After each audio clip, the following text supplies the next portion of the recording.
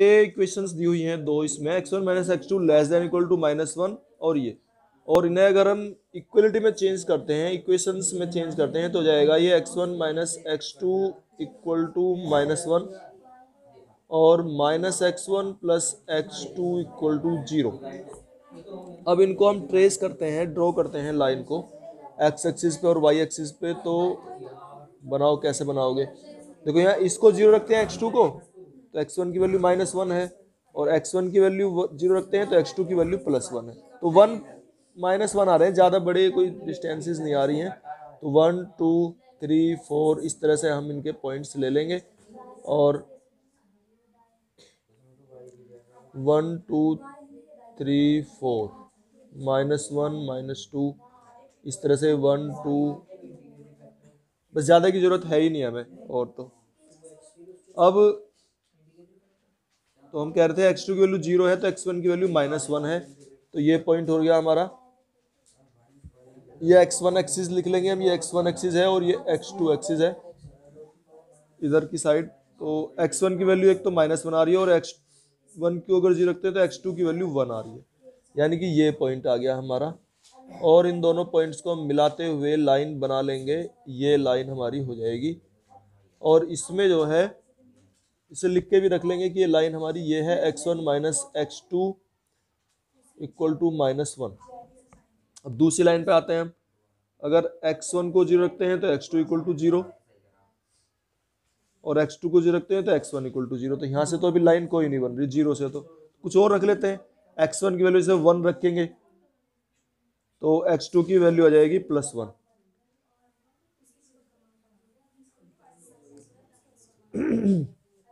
x1 की value 1 रखने पर, तो 1 रखने पर x2 की वैल्यू कितनी आ रही है? देखो ये लाइन आ जाएगी हमारी x2 इक्वल टू x1, ये लाइन है।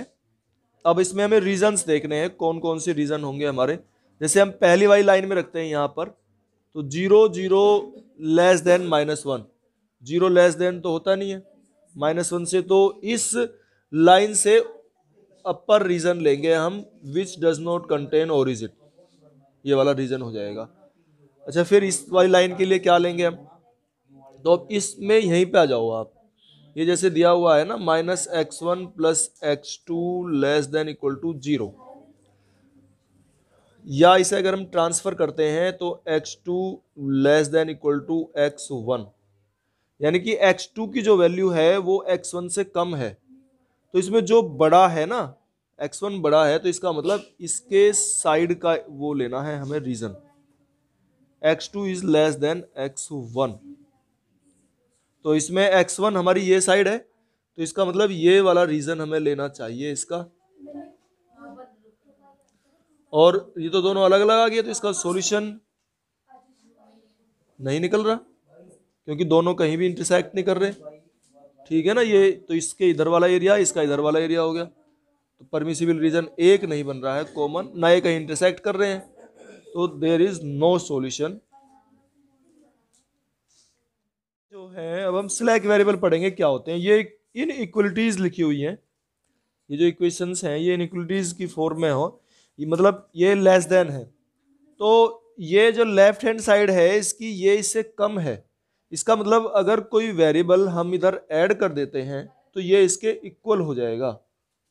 ठीक है, अगर कुछ ऐड करते हैं तो अगर हम इसे इक्वेट करना चाहते हैं, इसको इक्वल करना चाहते हैं, तो हम क्या करेंगे, x1 plus x2 plus x3 और प्लस एक इसमें कोई संख्या छोटी सी कोई फंक्शन इस तरह का जोड़ देंगे जो ये हमारा इक्वल में चेंज हो जाए। और इसी तरह से जो दूसरी इक्वेशन है इसमें भी हम कुछ ना कुछ इस तरह से ऐड कर लेंगे, 4x2 माइनस x3 और प्लस x5 यहाँ लिख दिया है हमने, और इक्वल टू 6। तो ये दो फंक्शन है, दो वेरिएबल इसमें ऐड करने पर ये इसके इक्वल हो गया, left hand side right hand side के इक्वल हो गई। तो ये जो हमने वेरिएबल्स ऐड किए हैं इनको हम स्लैक वेरिएबल कहते हैं। स्लैक माने क्या होता है? सिकुड़ना। तो ये सिकुड़े हुए थे, इसको इक्वल करने के लिए वो स्लैक वेरिएबल, इसलिए इसका नाम रखा गया है। तो ये स्लैक वेरिएबल है हमारे। अच्छा, एक इसमें आता है सरप्लस।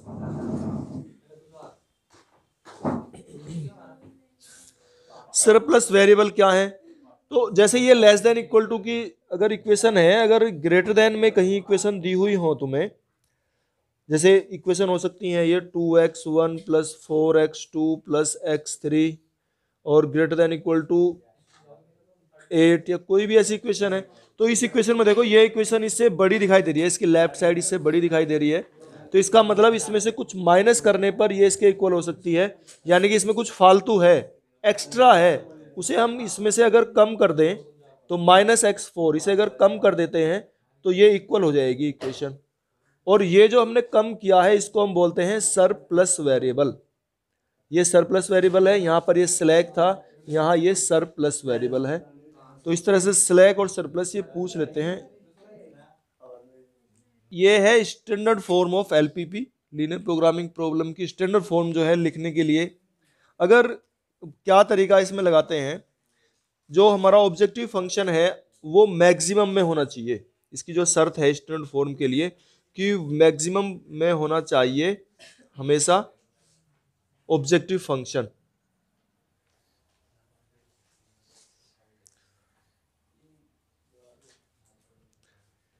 अच्छा, अगर कहीं मिनिमम में दिया हुआ हो, जैसे ये लिख दिया, मान लिया कहीं function minimum z equal to कोई दिए हुए हैं हमारे वेरिएबल्स x1 प्लस x2, इस तरीके से कुछ भी, तो इसको मैक्सिमम करने के लिए इसे माइनस से मल्टीप्लाई कर देते हैं।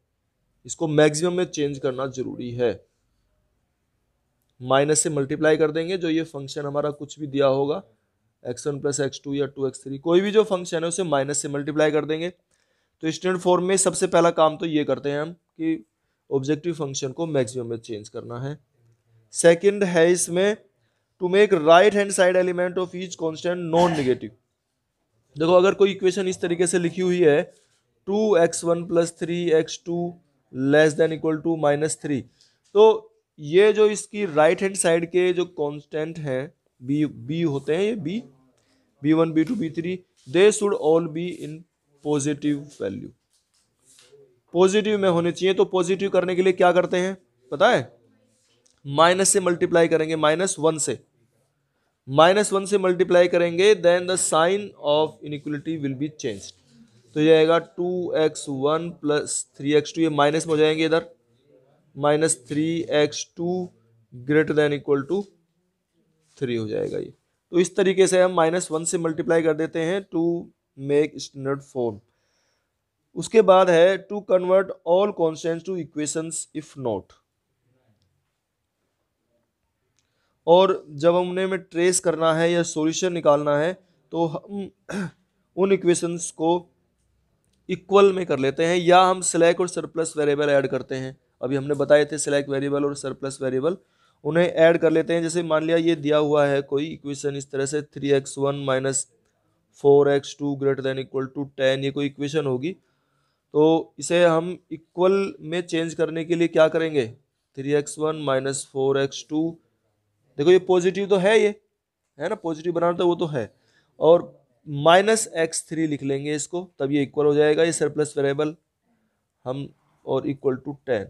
तो इस तरह से इक्वेशंस में चेंज कर लेते हैं to convert inequations into equations. तो ये थर्ड स्टेप हो गया। और फोर्थ स्टेप में है इसके to reduce the variable to non negative values. अच्छा, ये नॉन निगेटिव वैल्यूज में जरूर होना चाहिए। तो वो कब करते हैं, एक ये नया वर्ड आ रहा है अनरेस्ट्रिक्टेड। तो if a variable x is unrestricted in sign, तो अनरेस्ट्रिक्टेड का मतलब है ये पॉजिटिव निगेटिव जीरो कुछ भी वैल्यू रख सकता है, उसे हम अनरेस्ट्रिक्टेड कहते हैं। Then it is replaced by the difference of two non negative variables. तो अगर कहीं x लिखा है और वो लिख दिया इसने कि अनरेस्ट्रिक्टेड है, तो x will be replaced by x dash minus x double dash. x will be replaced by the difference of two non negative variables. और x डैश को फिर हम ये इस तरह से अपने आप मान लिया है हमने कि x dash and x double dash are greater than equal to 0, ये दोनों 0 से बड़े हैं। तो इस प्रकार से हम इसको सोल्व करते हैं। अच्छा, मैट्रिक्स फॉर्म तो तुमने पढ़ी रखी है, लीनियर प्रोग्रामिंग की है ना, वो तो बताया था हमने, बी क्या है, सी क्या है, एक्स कॉलम मैट्रिक्स में है, बी कॉलम मैट्रिक्स में है, तो ग्रेटर देन इक्वल टू 0 दिए हुए हैं। x1 भी ग्रेटर देन इक्वल टू 0 है, x2 भी ग्रेटर देन इक्वल टू 0 है, but x3 is unrestricted in sign. x3 जो है इज अनरेस्ट्रिक्टेड, ये दिया हुआ है। तो कैसे करेंगे हम, देखो x3 अनरेस्ट्रिक्टेड में है, तो इसका मतलब x3 will be replaced by two variables x3 dash minus x3 double dash. एक काम तो ये करना है, फिर मिनिमम जेड को मैक्सिमम में चेंज करना है, इसे माइनस से मल्टीप्लाई कर देनी है। और जो ये हमारे -4 है, ये माइनस में होना चाहिए, प्लस में होना चाहिए। तो स्टेप वाइज करते हैं काम। तो मिनिमम जेड को हम लिख लेंगे मैक्सिमम जेड, स्टैंडर्ड फॉर्म में लिखने के लिए maximum z equal to minus से मल्टीप्लाई कर देंगे। तो ये -x1 + 2x2 माइनस, और इसमें साइन लगा देंगे माइनस, क्या हो जाएगा x3 डैश और प्लस x3 डबल डैश। ये तो हमारा हो गया ऑब्जेक्टिव फंक्शन। अब इसमें हम माइनस से मल्टीप्लाई कर देंगे -1 से, तो ये लेस देन में चेंज जाएगा, ये 4 हो जाएगा। तो ये क्या आ गया, -2x1 -3x2 -4x3 डैश और प्लस 4x3 डबल डैश, और ग्रेटर देन का साइन हो गया हमारा लेस देन इक्वल टू 4। लेकिन अभी भी पूरी नहीं हुई है, क्या करते हैं इसमें हम, चलो अभी लिखते हैं आगे। इसको करेंगे 3x1 + 5x2 और plus 2x3 greater than equal to 7। ठीक है, अभी नहीं बनी। अभी क्या करेंगे इसमें हम, एक यहां पर वेरिएबल ऐड करेंगे, इक्वेशंस में चेंज करेंगे। तो यहां कौन सा वेरिएबल ऐड होगा, यहां कौन सा होगा भाई, यहां तो ये लेस देन है तो प्लस करना पड़ेगा, यानी कि स्लैक वेरिएबल ऐड करेंगे। तो स्लैक वेरिएबल हमारा देखो ये 3 तक आ रहे हैं, तो 4 इसमें हम स्लैक वेरिएबल ऐड कर लेंगे और ये इक्वल टू 4 हो जाएगा। और इसमें सरप्लस वेरिएबल, तो सरप्लस लिखेंगे -x5, इससे डिफरेंट होना चाहिए, x5 इक्वल टू 7। तो इस तरह से ये हमारी स्टैंडर्ड फॉर्म में इक्वेशंस आ चुकी हैं, मैक्सिमम जेड और ये तरीका है इसका निकालने का। तो देखो ये हम पढ़ रहे हैं बेसिक सॉल्यूशन, और बेसिक सॉल्यूशन में कह रहा है consider a system ax = b। जैसे इक्वेशंस हमारी दी हुई होती थी, हम मैट्रिक्स फॉर्म में लिखते थे, तो एक सिस्टम हमने x = b लिया है ऑफ m इक्वेशंस। उसकी जो इक्वेशंस हैं वो m है इन n अननोन्स, और अननोन्स n है। m इक्वेशन है और n अननोन्स है, और n ग्रेटर देन m, यानी कि अननोन्स ज्यादा हैं। यानी कि वेरिएबल जो दिए हुए थे x1 x2 x3, इस तरह से वेरिएबल ज्यादा हैं। मतलब वेरिएबल 3 है, समझने के लिए वेरिएबल 3 है और इक्वेशन 2 है। तो and rank of a = rank of ab, और जो a की रैंक है और ab की रैंक है वो दोनों सेम है, that is equal to m। m हम कहते हैं नंबर ऑफ इक्वेशंस। तो none of the equation is redundant, तो कोई सी भी इक्वेशन जो है हमारी रिडंडेंट नहीं है। रिडंडेंट तो जैसे हमने इक्वेशन लिख ली है 2x1 + 3x2 और लेस देन और plus 4x3 less than equal to 5, और ऐसी के इक्वेशन और ले लेते हैं हम 3x1 + 4x2 + 5x3। तो ये जो है 2 इक्वेशंस हैं और नंबर ऑफ वेरिएबल्स हैं अननोन से इसमें 3। ठीक है ना, तो 3 इज ग्रेटर देन 2। और जब हम इसका a वो निकालते हैं, रैंक निकालते हैं इसकी, a की रैंक निकालें, केवल एक जो हमारा कोफिशिएंट मैट्रिक्स बना हुआ है उसकी रैंक निकालें, या फिर ए बी मैट्रिक्स की। ए बी मैट्रिक्स कौन सा होता था, ऑगमेंटेड जो बनाते थे हम, है ना, बी को ए के साथ लिख के जो ऑगमेंटेड मैट्रिक्स बनाते थे। तो इसमें रैंक ऑफ ए और अगर रैंक ऑफ ए बी दोनों ही सेम आ रहे हैं, इक्वल टू मान लिया ये 3 आ गया, नहीं 3 तो आ नहीं सकता क्योंकि 2 वो बनेंगे हमारे मैट्रिक्स की, 2 रो बनेंगी। तो इसकी रैंक अगर 2 आती है, इक्वल रैंक आ रही है दोनों, तो none of the equations is redundant, यानी कि किसी भी इक्वेशन को हम नहीं छोड़ सकते हैं, ठीक है ना। अपर्याप्त नहीं है, कोई सी भी अपर्याप्त होता है रिडंडेंट का। A solution obtained by setting any n minus m variables to zero. तो उसमें से जो n माइनस m वेरिएबल्स हैं, तो जैसे अभी हम इक्वेशन की बात कर रहे थे, दो इक्वेशन ली थी हमने और 3 वेरिएबल थे, तो 3 माइनस 2 यानी कि 1 वेरिएबल को अगर हम जीरो कर लेते हैं इसमें से, जैसे हम ये कहते हैं यहाँ पे 3 वेरिएबल हैं और 2 हमारी ये थी इक्वेशंस, तो 3 माइनस 2 यानी कि 1 variable is taken to be zero. 1 variable को हम जीरो लेते हैं, 1 वेरिएबल इज टेकन जीरो। एक वेरिएबल को हम इसमें जीरो लेते, तो setting n minus m variables to zero, 1 variable zero कर लिया हमने, is called a basic solution. तो जब एक वेरिएबल को जीरो कर लेते हैं तो वो जो सॉल्यूशन सेट बनेगा हमारा वो कहलाता है basic solution, provided the determinant of the coefficients of the remaining m variables is not zero. तो जो रिमेनिंग m वेरिएबल्स हैं उनका जो कोफिशिएंट मैट्रिक्स बनेगा, उसका जो डिटर्मिनेंट होगा वो जीरो ना हो। ये कह रहा है provided the determinant of the coefficients of the remaining m variables is not zero. भाई हमारी तीन अननोन थे, 2 इक्वेशन थी, तो हमारे 2 ही वेरिएबल तो है m, तो वो उनका जो कोफिशिएंट मैट्रिक्स है a वो जीरो नहीं होना चाहिए। तो इस तरह जो सॉल्यूशन सेट बनता है वो हमारा बनता है, ये सॉरी 3 वेरिएबल हैं, 2 इक्वेशन हैं, एक को जीरो कर लेते हैं तो वो बेसिक सॉल्यूशन कहलाता है। 2 इक्वेशन है तो 2 ही वेरिएबल की वैल्यू निकलेगी, तीसरे वेरिएबल की वैल्यू जीरो होगी, ये कहना चाहता है ये। Such m variables any of them may be zero are called basic variables. Value zero हो सकती है उन वेरिएबल्स की, तो are called basic variables. And remaining n minus m, जो हमने जीरो रखे थे n माइनस m यानी कि 1 रखा था हमने, जो एग्जांपल लिया था, zero valued variables are called non basic variables.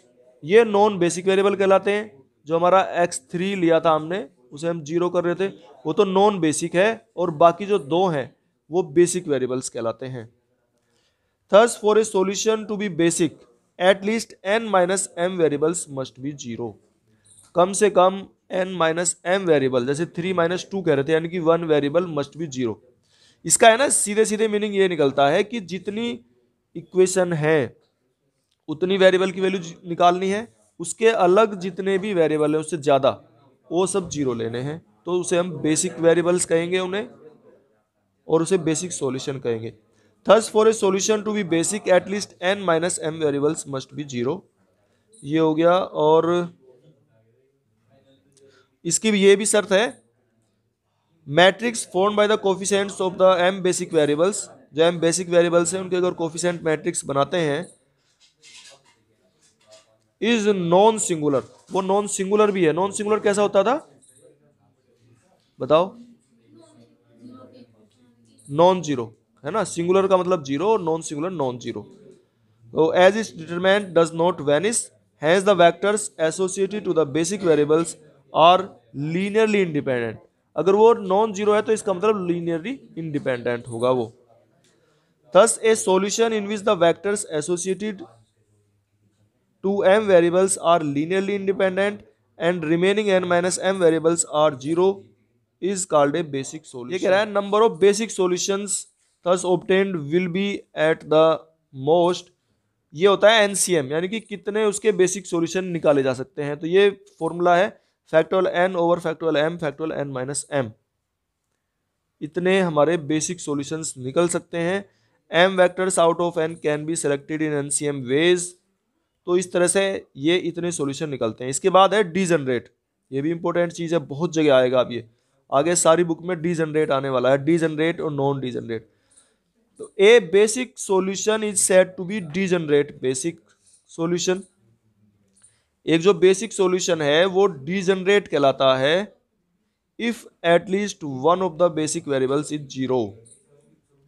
अगर कोई एक बेसिक वेरिएबल जीरो होता है, जैसे अभी हमने ये हम भाई 3 हमारे अननोन्स थे, दो हमारी इक्वेशन थी, 1 को हम 0 रख लिया था, तो 2 वेरिएबल्स हमारे बेसिक थे और 1 हमारा नॉन बेसिक था। ठीक है यहाँ तक। अगर वो जो दो बेसिक वेरिएबल्स हैं, जो हमारे दो बेसिक वेरिएबल हैं, अगर उन बेसिक वेरिएबल्स में से एक कोई सा वेरिएबल 0 हो जाए, मान लिया x1 और x2 है हमारे पास में दो, अगर एक वेरिएबल हमारा x2 या x1 कोई सा 0 हो जाता है, तो इस सॉल्यूशन को हम डीजनरेट बेसिक सॉल्यूशन कहते हैं, अगर एक 0 हो जाए। और अगर एक भी 0 ना हो, तो ये तो था हमारा डीजनरेट बेसिक सॉल्यूशन। और अगर इनमें से एक भी 0 ना हो, ना तो x1 0 हो और ना ही x2 0 हो, कोई सा भी अगर 0 ना हो, x0 जब हमने 0 ले ही रखा है, तो उसे बोलते हैं हम non degenerate basic solution, non degenerate basic solution. तो इस प्रकार से ये हमारे हो जाते हैं